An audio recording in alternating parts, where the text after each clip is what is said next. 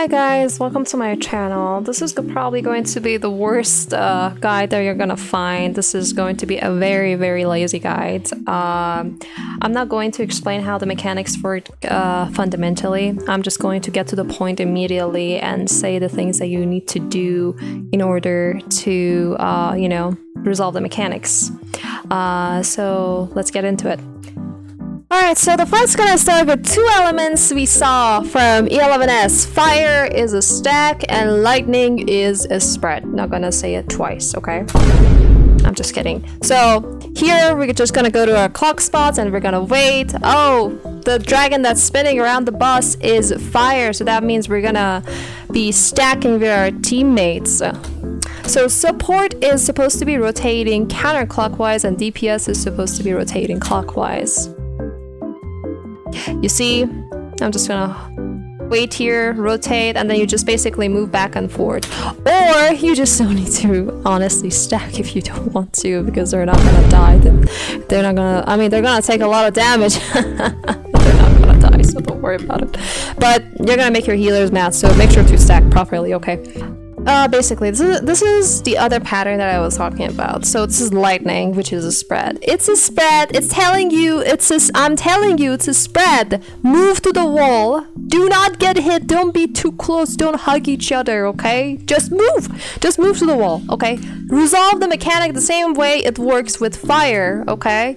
You go to the wall, you wait to get hit on your clock spot, and then you dodge. And then take the spread, you dodge back like a good boy, and then you dodge. You dodge again, and then you don't need to dodge anymore. Okay, that's it. After that, the boss is going to target the main tank with Powder Mark Trail. So this tank buster is a very shitty tank buster, okay guys? So like, what it's gonna do is, you're basically gonna invuln this, right? As soon as you invuln this boss, okay, is gonna give you like a Powder Mark Trail debuff and a vuln up. So after 15 minutes, a fucking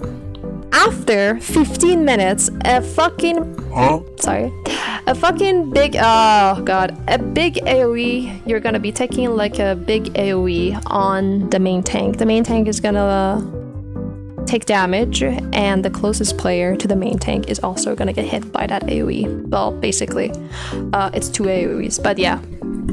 So what we can do here is we can have the main tank go to alpha and the off tank go to 2 for the next mechanic. Alright, after the fucking tank buster, okay? This is what you gotta do. There's going to be another dragon, because we're into dragons. This dragon is gonna fucking spin around the boss. Okay, in this case, this dragon is fire. You have to either memorize the color or don't, because I don't, so I'm gonna tell you how to do it regardless. So this dragon is spinning around the bus, which is indicating that a stack is gonna go off after Utopian Sky and not Prismatic. Sorry, might be. Utopian Sky is basically the same mechanic which we did in E11S. So you basically go to the edge of the arena to see the clones, right? And then you're gonna be looking at your partner and the clone, okay? So if the clone's hand is down, that means the line is safe. However, you have to look at your partner. My partner is here in Narnia, as you can see. If the partner is gonna move in, if my partner is moving in, that means this spot is not safe, regardless of my clone and his sword being down. So my partner moves in and I'm like, oh fuck, this line is not safe, we gotta go find another line, blah blah blah. So it's like, you're gonna see, it's 2-4, people are gonna start jumping, so you immediately know that it's 2-4. How do we know which side we go to? So group 2 is 2 to Charlie, group 1 is Alpha to 4. I'm group 1 healer, so I'm supposed to be ending up always and always from Alpha to 4. Since this is 2-4, 4 is where I'm supposed to be ending up on. Remember the dragon we talked about before Utopian Sky? Well, that dragon, okay, is where we need it right now. So it was fire. and now we're hugging each other, right? So that means we're stacking here.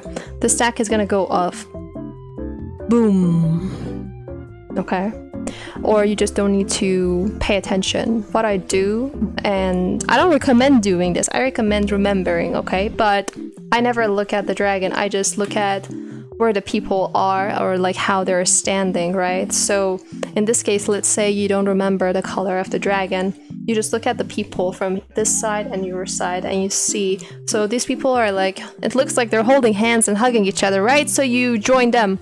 And that means like, oh, it's a stack, right? But if you see them and if you see that they're being spread out, right? If they're spreading out, that means, oh, it is lightning, which is spread. So here we have another pattern. This pattern, the dragon that's spinning around the boss before Utopian Sky is lightning. So that means we're gonna be spreading after Utopian Sky mechanic. So once again, we go to our clock spots, right? We go to our clock spots and we look at our clone and our partner. My clone sword is down, so this means that this line is safe. And I am looking at my partner to make sure if this line is safe or not. My partner is not moving in. That means this line is indeed safe. So everybody is gonna come to where we're standing, and the dragon that was spinning around the bus was blue, so that means we're gonna be spreading. Right? But let's say you don't remember. Honestly, if I don't remember, I just look at people from the other side. It looks like they're spreading and looks like these people are spreading. So if you don't remember, it's kind of okay. You can just look at people and see what they're doing. So you spread like this, and the way how it works is you have like it's like DSR. You have tanks in front, healers back, range on right, and melees on left. After the Utopian Sky, you're gonna go to the middle immediately to do the same mechanic that you did at the very beginning of the fight. So you're gonna be going to the middle, you're gonna be standing on your clock spots waiting for the mechanic to happen. The dragon that's spinning around the boss is fire, so that means you're gonna be doing exactly the same mechanic. It's gonna be rotating and stacking with your partner. So you do the rotate. You do the rotate, you stack. At the same time that this is happening, two clones are going to be spawning. One is going to be spawning on D and the other is going to be spawning on A. So the one that spawned on West is going to be doing a lightning burst drag that's going to basically cover the whole west to east. So that means west to east is not going to be safe in a few seconds, which is why we're going to be rotating all the way to either north or south. As long as you end up rotating properly and you end up on north and south, you're gonna be fine. While all of this is happening, another clone is gonna be spawning behind the boss, and this clone is gonna be telling us which side is gonna be safe. So a few orbs are going to be spawning here, and they're gonna be either red or blue. So as you can see, the dragon that's spinning around this clone is blue. This is indicating that red is gonna be the safe spot for us.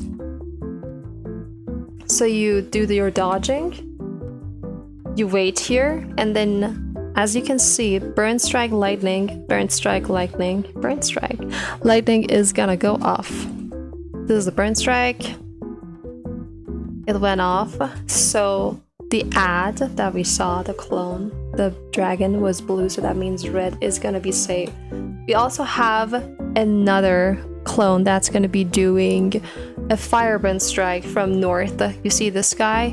That means that we're gonna be moving to the middle to get knocked back to the wall. Support is always north, DPS is always south. In this case, we don't need a swap. I'm going to talk about the Flex Prior and how it works. We don't need a swap here because the Dark Knight and the Viper, they both got a Tether, so that means no swap will be needed and we can have 4 and 4 in each group. So when do we have a swap and when do we need to swap? So the Flex Prio for support is tank 1, tank 2, healer 1, healer 2, and for DPS it's melee 1, melee 2, range 1, range 2. How do we know if a swap is needed? Well, basically, if you and someone in your group, you both get a Tether, let's say melee 2 and range 2, they both get a tether. Then the person with the highest flex prio in the group is supposed to be flexing to the other group. For example, range 2 and melee 2. Range 2 never swaps. So melee 2 is supposed to be swapping to the support, and on the other hand, tank 1 is supposed to be swapping to the DPS group, so you can have 4 and 4 in each group. And that's basically the prio. You go here as a support, you stand on north and you wait for the burn strike fire that's gonna be coming from north. You wait for it to go off. After it goes off, you move to the middle and then you go back, you get knocked back, and then make sure you have 4 and 4 in each group or you're gonna get a damage down and you're gonna die. After the stat goes off, the boss is gonna come back to the middle and he's gonna be fucking casting Burnished Glory. Burnished Glory is a hard-hitting raid light with 15 seconds of cleave, so use your shields and heals as necessary. Next is standing your conga line spot, group 1 left, group 2 right. After that, the boss is going to be casting Fall of Fate. This mechanic is going to target 4 random players with 4 random tethers. These tethers can be either lightning or fire. Fire is 1 cleave at the closest player, so it's like a 3-man stack, right? Fire is a stack. And lightning will cleave 3 closest player. So we're gonna be resolving the first and third tether on west and the second and fourth tether on east. As soon as you get targeted, step forward and preposition. So here I am the first tether and I am fire. So I step forward and I stand on west. Fire 1, so the first tether was Fire 1, second was Lightning 2, third Lightning 3, and last one, Lightning 4. So everybody should be prepositioning by this time. So now for the flex prio and how this is gonna work. So the remaining players in the conga line are supposed to be going either west or east. Like these 2 players are probably like the leftmost players, so they're already going to west. No adjust is needed, right? So the only time that you need to adjust, like let's say for an example, you're melee 1, right? Let's say for example you're melee 1 and you're left. So you look to your left, and if you see 2 players to your left, like let's say this person here is melee 1, right? Let's say that.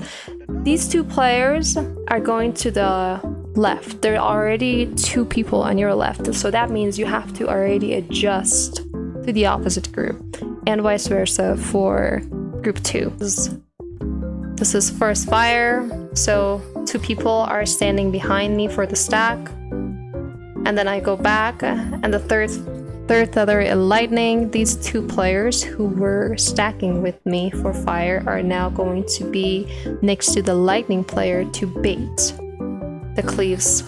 You see? They baited the cleaves. After the tethers, the boss is going to be doing another Burnished Glory, followed by a Powder Mark Trail Tank Buster. This Tank Buster is literally the same Tank Buster like at the beginning of the fight. This time, it's going to be on the off tank. Use your mitigations as necessary. After the Tank Buster, 6 set of towers are going to be spawning. So these towers can spawn these towers are going to be spawning from north to south, so they're going to be spawning either on the west or on east.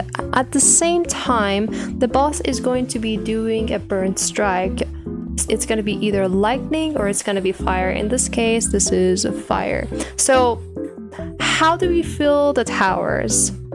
The prio for the towers is healers are always north and south, and the caster is always in the middle. So the remaining players, except the tanks, because they're taking care of the tank buster, melee 1, melee 2, and physical range are supposed to be filling the towers. This is a 1-for-1 pattern, so healer 1 is going to be north, healer 2 is going to be south, caster is going to be in the middle. So basically P range, melee 1 and melee 2 are going to get knocked back to the middle tower.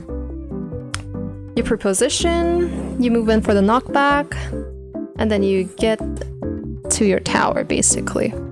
The tanks need to be very careful there because like there is like they have to be the closest player to each other, but they also have to pay attention not to clip each other.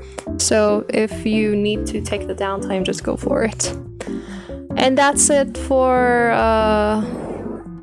P1. I know it was a very, very bad P1 guide, but I'll work on it.